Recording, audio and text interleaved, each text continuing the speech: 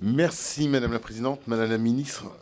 Ma question va poser sur la réutilisation des eaux usées et pluviales qui peuvent générer deux problèmes. Le premier problème, c'est la séparation stricte de l'eau potable et de l'eau réutilisée, qui doit être garantie pour éviter tout problème d'hygiène et de contamination des réseaux de distribution d'eau potable. Le deuxième concerne le retraitement de ces eaux de pluie, pose aussi un problème de financement des systèmes d'assainissement. Il est aujourd'hui basé sur la mesure d'eau potable et non sur la mesure de l'eau récupérée. Comment va-t-on assurer le financement si on multiplie les systèmes de récupération d'eau et de pluie, mais qui va générer une multiplication des coûts de traitement et qui peut handicaper notamment les systèmes mis en place? Et juste un petit aparté, il y a aussi la problématique des microplastiques dans le cas des eaux pluviales, dans le cas notamment puisqu'elles sont essentiellement polluées par les pneus qui génèrent ces déchets. Merci, Madame la Ministre. Merci.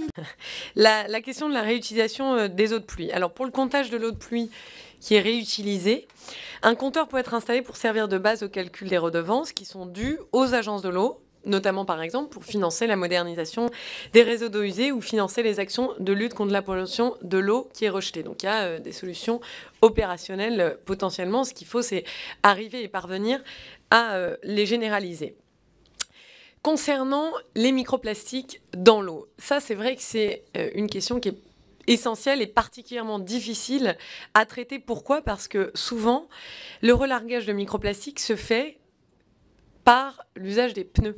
C'est-à-dire quand les pneus frottent contre le goudron. Mais c'est un sujet très complexe, vous l'imaginez bien, mais qui est néanmoins essentiel à regarder.